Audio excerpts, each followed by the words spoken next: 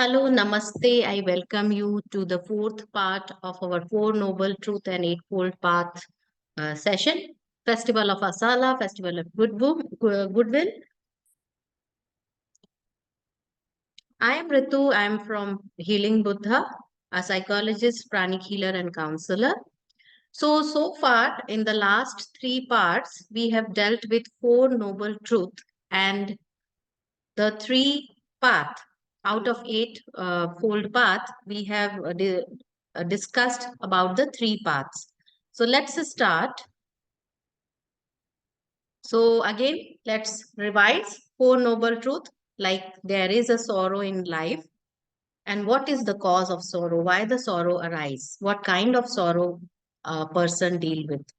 Then we discussed about the cause of sorrow. What is the cause of sorrow? Then how we can, is it possible to overcome this sorrow or win over this sorrow? And then what is the way which help us? What is the path which help us to get rid of sorrow? So we have seen there is a sorrow, there is a suffering at a monad level when the great, our own self, the great pool of light, we come as a incarnated being. That is a limitation and that is a sorrow. Then the physical life sorrow, we deal with day-to-day life. We have certain ambitions, certain desires to achieve certain things. And when we go through the process of achieving that, we deal with lot of ups and downs that cause sorrow. Then separation, and failure also cause sorrow. So these are the sorrow of physical life. Then the cause of sorrow is desire and the attachment. So desire is not negative, but desire of with a wrong attitude can cause sorrow. And we have discussed it. Seizing of sorrow, right attitude towards desire and attachments can cause sorrow, as we said. And adopting a balanced path can be a solution. And then fourth point is what is the that way which help us to get rid of sorrow. So all this, the first three part we have discussed in earlier two sessions, and then on the third session we actually started discussing about the eightfold path. And so far, we have discussed right belief, that we should have a right kind of belief to lead a life. Then we should have, everything starts from a thought. So we should have good thought, and what kind of thought we can have in our mind to live a balanced, sorrowless life. All this we have discussed. Then right kind of a speech, how the speech play an important role in living a wholesome life.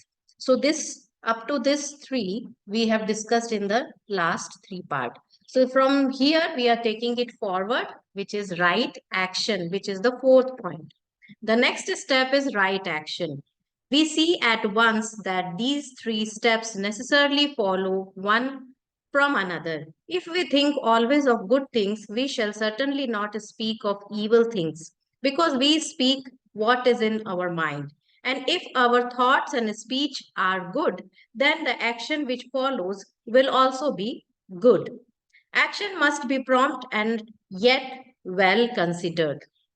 Now, if we see that everything starts from thought, if you have a good thought, then automatically, and you have the right belief and you have the right thought, then automatically the word what will come out from your mouth would be nice and kind and very, very full of logic. You will not just like that, you will talk, but you will talk with sense. Then when you're talking nicely, your thought is proper, your belief is proper, your speech is proper, then most probably your action will also be proper and right, based on the right virtuous path. You will be able to take the right action, right? And he's saying that the action must be prompt and yet well considered. We all know some people who, when any emergency arises, seems to become helpless. They potter about and do not know what to do. and they get it in the way of those who have their brain in better working order. So when sometimes we have seen that he is giving a scenario that sometimes we have seen that some people get paralyzed when any need arise.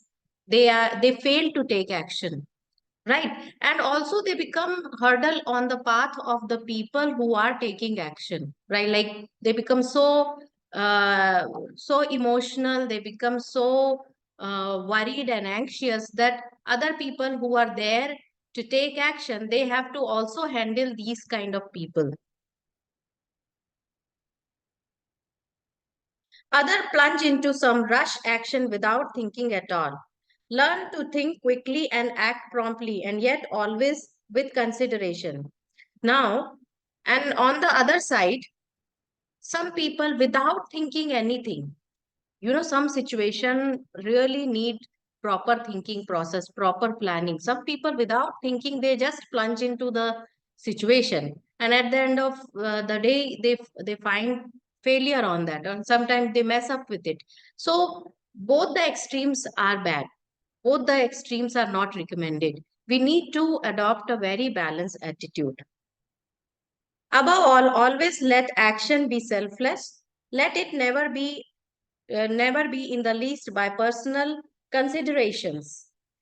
Now we need to remember that we are reading it from the book The Masters and the Path, and this book is a stepping stone for anyone who is looking to live a very spiritual life. And the purpose of reading the Four Noble Truth and Eightfold Path is that it is just not helpful to live a spiritual life, but when a person take the spirituality, the soulful life, the soulful truth, and bring that soulfulness in their day to day life and live a life of a soulful person, that is called yoga of the physical life mixed with the spiritual principles. This is the yoga, and that will help you to live a very wholesome, purposeful life. And this book is for the people who are looking for the spiritual advancement. So that is why it is always said that at the end of the day, our purpose is to make this world a little beautiful, to serve people, to contribute from your side in this world to make it a better place. Right? So service is the key for spiritual development with right kind of attitude, with right kind of thoughts, feelings, words, action, etc. So that is the purpose, and that is why it is always said that they always go back on the spiritual side. Above all, always let action be selfless. So that is why he's saying that if we do the action with the looking at the larger picture, it is always better. Let it never be attached in the least by personal consideration. That is very hard for most of the people, and yet it is a power which must be acquired. We who try to live for master have many opportunities in our work to put that idea into practice. We must all think only what is best for the work and what we can do to help others. And we must entirely put aside any personal consideration. We must not think what part in the work we should like to bear, but we must try to do the best that we possibly can with the part that is assigned to us. Now, this is very important. So we are looking at from the spiritual side also and with the practical lives also, though it is both are it is like from the same coin. It is like one side the physical life and one side is the spiritual life. Actually, it is a part of the same coin, right? So it is saying that the masters, the great beings are living the life, their evolution is happening, and in the inner world also they support the well-being of the earthly life. All the sentient beings, they take care. So if we feel that we are the part of it, we have to serve. We have to serve the second aspect of the god, which is nurturing aspect, which is the love aspect of the god, which nurture the whole earth. Then then our action will always be selfless and which will support the bigger picture. And also that is important that suppose some good work is happening, so sometimes some people want a specific type of job. a specific type portion of that job on that whole plan. But remember that it is not important that what part you're getting or what part you're aiming, but it is important that when it is whatever part is given to you, you are doing justice to that part, and you are doing it with the full dedication, with the idea of service. There you show your skill and you will be recognized. Suppose, for example, if we take the government, sometime it happens that some particular minister is looking at some ministerial position. You know, he's trying to aim that. Maybe he is eligible because of his quality, he would be eligible for that. But sometime he was assigned to some other role. But some people, whatever role they are assigned, they have done wonder, and people started recognizing and praising that how well he is handling or she is handling that position, right? And that brings glory and light to them, and that also paved the path that more responsibility would be given to them. And also they become sometimes they become so important that they also get the liberty to choose what they want to do. So, and if it is a good work, then rather than trying to be very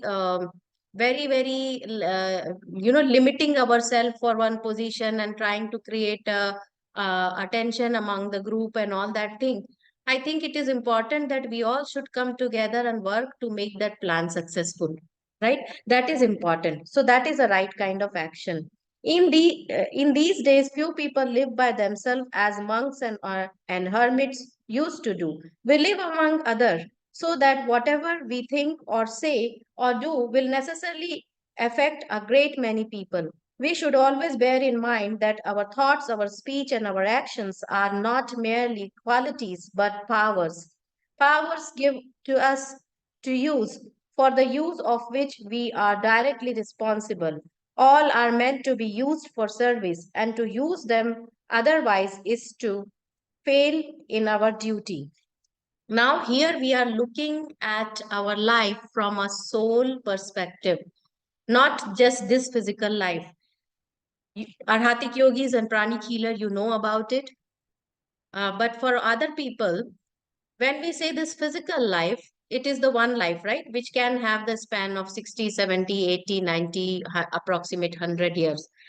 But as a soul, we have lived many, many physical lives. And this all total of these all physical lives and the further life which are going to come is the part of that one soul life. And at the end of the full soul life, and as we grow in our age, in our physical life, it is expected that we spiritually grow, yeah, life by life in our spiritual life, in our soul life, and we become mature. And one day, with when we shed all our impurities and we raise ourselves to the higher level, we will be one with the supreme light, right? That is the life of a soul.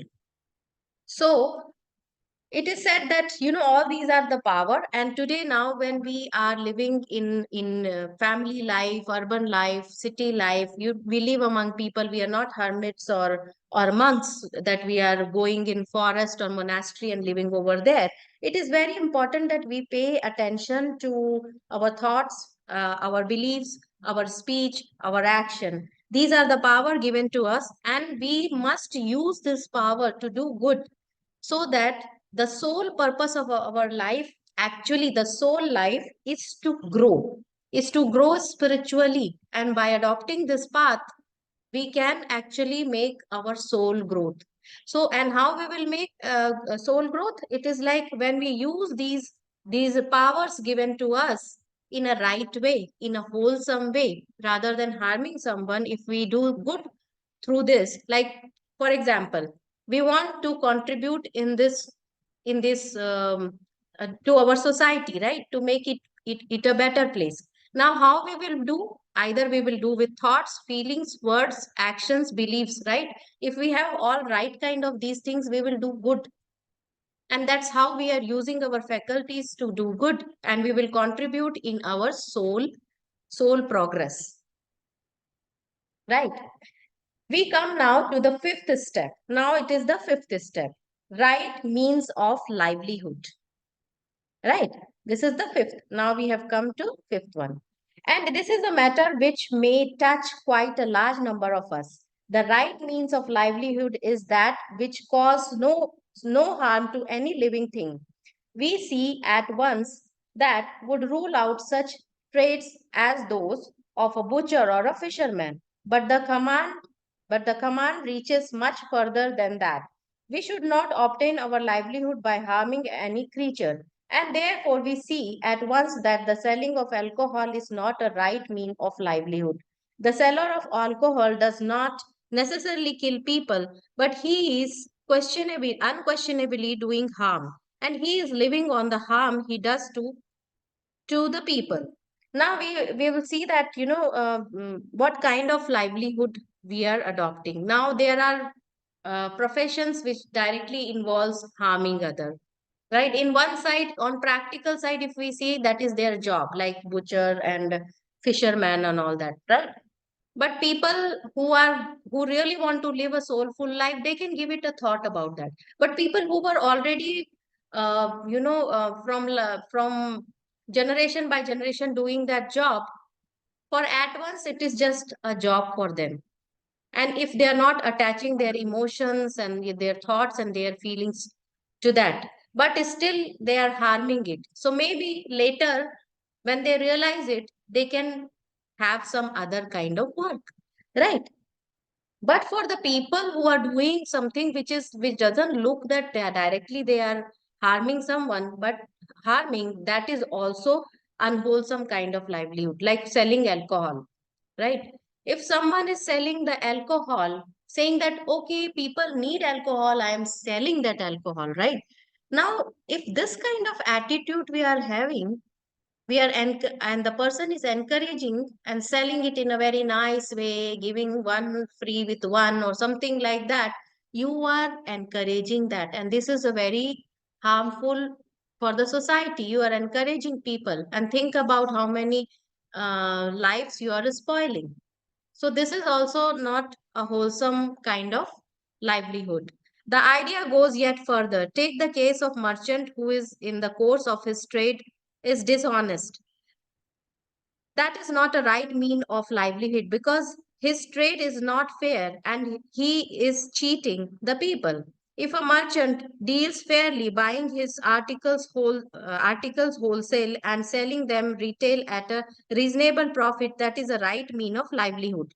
But the moment he begins to mislead people and sells a poor article for a good one, he is cheating them. Now, in any of the business, suppose a person, as given the example, if doing the business, like, buying it smartly from somewhere and selling it at the right price in the sense, with definitely with the profit, because ultimately everyone want to earn profit, but in a right way, he's placing it and projecting it and earning money is not bad. We should not always think that, earning profit is bad. This thing never we should keep in our mind. Do your work honestly. But if we, like for example, if somebody is procuring desi cow milk, now A2 milk is in huge demand, right? Now some seller is procuring A2 milk and selling it at a kind of a right price, little higher than the milk available in the market. That is, and people know that, this is a special milk, this is rare, and it is hard to get these kind of milk, and they are paying it. So that is a fair business. But if he start taking the milk and start mixing it with other milk, making the big quantity and selling on the name of A2 milk, or mixing water and selling in the name of A2 milk, and or take charging too much for that, which is not recommended, then it is a unfair, right? You understood that. So earning profit in a right way is always good. But like for example, Amazon or also earn margins from the seller who are selling their product on Amazon. But how easy that company has made the things available for everyone in the every corner of the country, right? So If they are charging for that a little, and it is a big platform, everybody has got the access to sell their things. And if they are charging a little extra for that, I think it is okay, right? So that is the difference between cheating and being okay.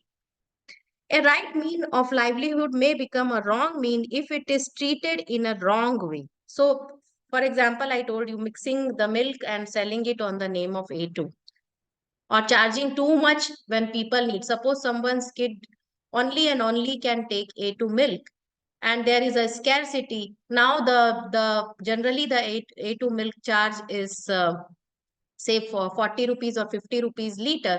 Now this person, because he knows that that person may not get, instead of asking 50 rupees, asking 70 rupees or 80 rupees, taking advantage of the situation, may not be very ethical, right?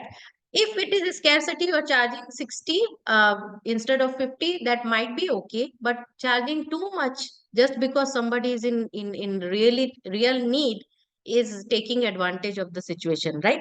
So we need to decide upon it. We must deal as honestly with people as we should wish them to deal with us. So it is in giving that you receive cause and effect, law of karma. What you give, you that will come back to you.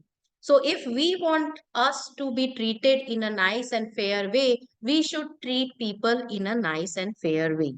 If a person is a trader in a certain class of goods, he has a special knowledge of those goods. The customer trusts himself in the hands of the trader because he himself has not that special knowledge. When you trust a doctor or a lawyer, you expect to be treated fairly. But it is exactly in the same way that the customer comes to the trader, and therefore the latter should be as honest with his customer as lawyer and doctor is which his client, or with his client and patient. But sadly, sometimes even the noble professions like doctor and lawyer also sometimes they go with the go to the path of unethical way.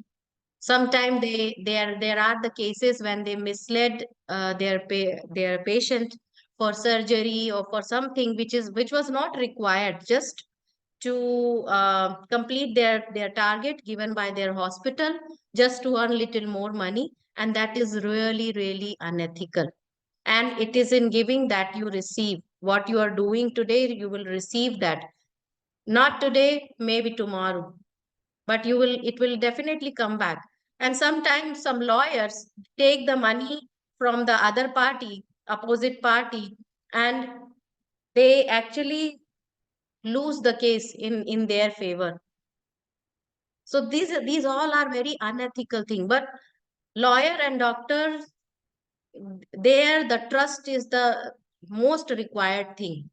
If we cannot trust our lawyer and doctor, and if they cheat us, then there is no point in them being in a, in these kind of professions, right? So we need to do everything honestly. When a man trusts you in that way, he puts you on your honor to do your best for him. You have a right to make a reasonable profit in the course of your bargain, but you must also look to your duty. So definitely you are like many lawyers, they charge really huge amount of money and not everyone can afford them. But it is okay if they are delivering it what they are promising, and they are not cheating them, like taking money from other and losing case, or giving away the case or something like that, right? But be honest with your work, right? And that gives lots of peace of mind, isn't it? There are politicians, there are lawyers, doctors, sometimes they become unethical. At the end of the day, they lose the respect, the trust, what they have promised, what they are delivering. And at the end of the day, everyone has to stand in front of mirror and answer their soul. I am not sure if they are able to see their soul and answer that. But we must understand that what you give comes back to you, if not in this life, next life. So better we must follow some kind of ethics and honesty in our profession. That gives lots of peace of mind, right? Some people really, they have not earned a huge wealth, but they have earned huge respect, and they have led a very peaceful life. Sometimes you will see them living longer, healthier, happier, they are contented. That is the main life. Whereas some people are too much into cheating and all that, and with the full of diseases, full of anxiety, mental tensions, and all that thing. We need to think about whether all this thing worth or not. Greed is also not very good, right? The sixth step. Now we come to the sixth step, the right endeavor. It is a very important one. We must not be content to be negatively good. What is desired of us is not merely absence of evil, but the positive doing of good. When the Lord Buddha made that wonderful short statement of his doctrine in a single verse, he began by saying, cease to do evil, but the next line he runs, learn to do good. So he said, like, negatively good. Don't be negatively good. What does it mean? Negative means all goody things we have in our thoughts, and we should do good, talk good, and all that thing. But when it comes to applying it, when it comes to doing it, many people fail to do so. For example, many people think that, I will go and feed hungry. I will go and plant 10 trees this year. I will teach a poor child. Many people think, we should do this, we should do that. But there are very few who actually go on the field and do something good. So Buddha says that do not do evil, so that will stop you from generating further negative karma, and we will give you a very good peace of mind. But you also start doing good to top up your good deeds, your good karma. You should do good. It is not enough to be passively good. There are so many well meaning people who yet achieve nothing. So there are so many good people, right? You come across, but they have not achieved anything in their life. Now, with the achievement, we doesn't mean that big name, fame, money. Of course, these are also a sign of achievement. I will not deny about it. And we are not here to deny all the wealth, money, and success. But everything should have the right mean. But the real success is when you uh, see that a person is living a happy, healthy, contented life, and also doing something good and adding value to the society. That is success, right? So,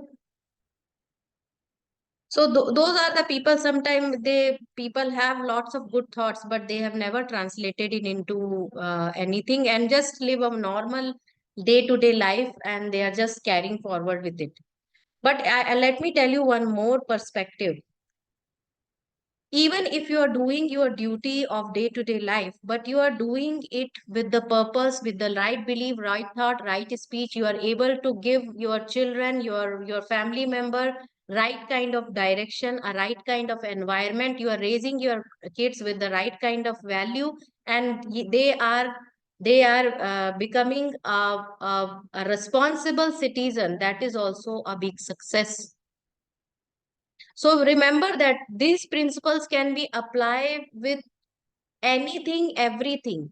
Unless a person is dead, I think they have the scope to apply these principles in whatever condition they are living. Right? Every person has a certain amount of strength, not only physical but mental. When we have a day's work before us, we know that we must reserve our strength for that. And therefore, we begin it. We do not undertake something else which would so much exhaust us that the day's work could not be properly done. Similarly, we have a certain amount of strength of mind and of will, and we can perform only a certain amount of work on that level. Therefore, we must take care how we spend that power. There are other powers too. Every person has a certain amount of influence among his friends and relations. That influence means power, and we are responsible for making good use of that power. All about us are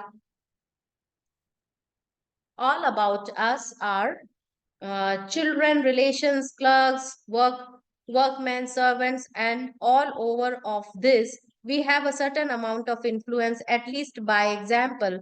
We must be careful what we do and what we say because others will copy us. Now, this is very, very important. That take the example that we all have got 24 hours, right? Now, it is up to us how we are using it.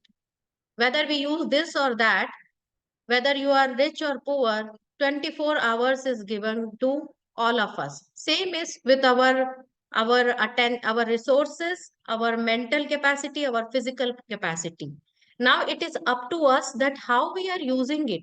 If you will use it with on unnecessary thing, your power will go, your time will go, right? And you are actually compromising on doing something productive and nice.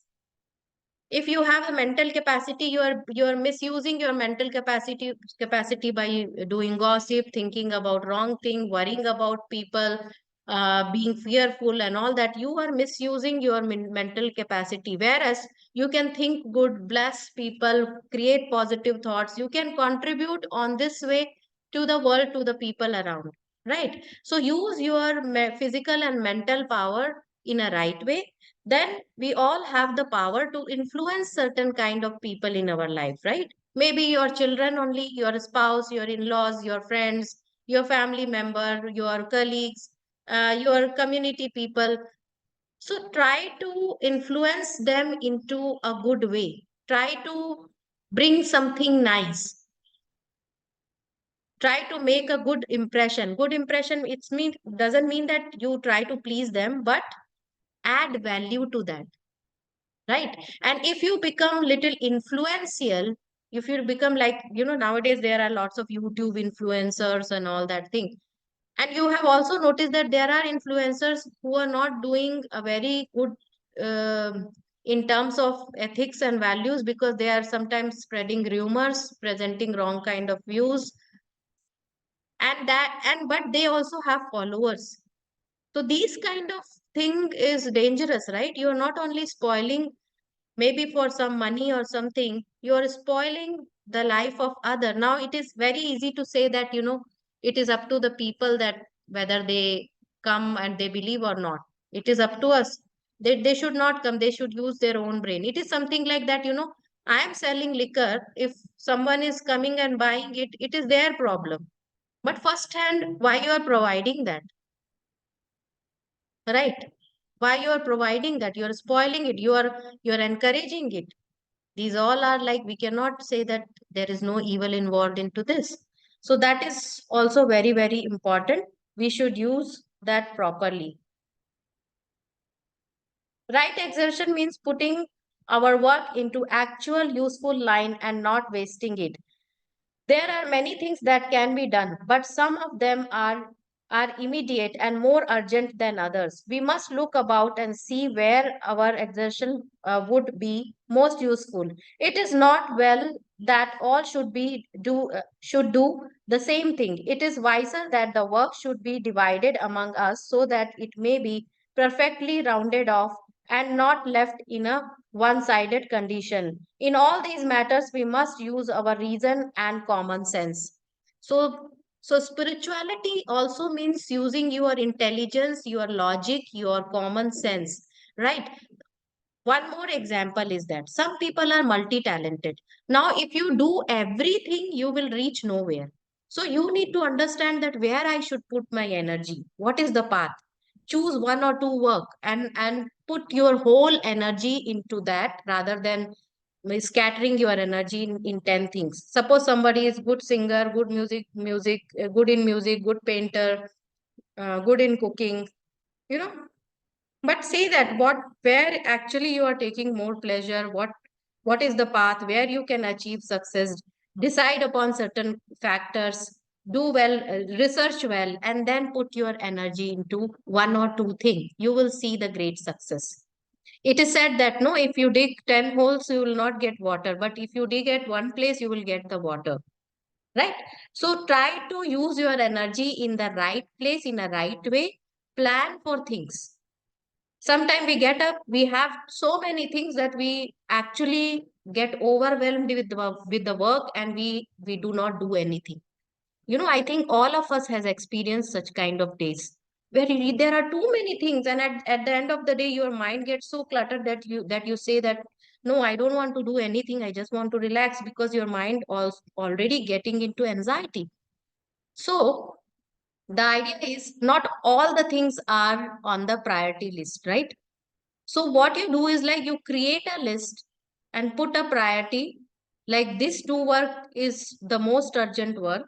So I will finish these two work today. If I get a little bandwidth, I will take up the third work. So like that you prioritize the thing, and like that you organize the thing, right? So if we make a proper list and work based on that, we will be achieving certain success. Now, the other thing is that if there is a group of five people, maybe you are the most talented one and you have other four people to work for you. Now, most probably that you are the best person to do the complete work, but that work may be a little big and it is not the for a cup of tea for the one person. So you have to divide that work into chunks, dedicate those works to your team members, supervise them, and all of them put effort together and try to finish that work, rather than you taking up, oh, leave everything, I will do. No, that will bring stress, anxiety, and maybe you will not be able to produce a quality work. So encourage a teamwork where you all can put your effort and complete that work. Right. So that is the right kind of endeavor. So there should be an action. Translate your qualities into action, right? So right kind of endeavor, which is the sixth point. We will deal with the seventh and eighth point in the next part. Thank you. Hope you are liking it. Healing Buddha is a wellness center. We organize online, offline programs and the classes. We organize pranic healing classes as well. And we are providing pranic healing solution for health, mental health. We also provide psychological counseling and psychological help. We do development program, corporate program. For all this information, you can visit our website or directly get in touch with us. Thank you. Atma Namaste. See you in the next part.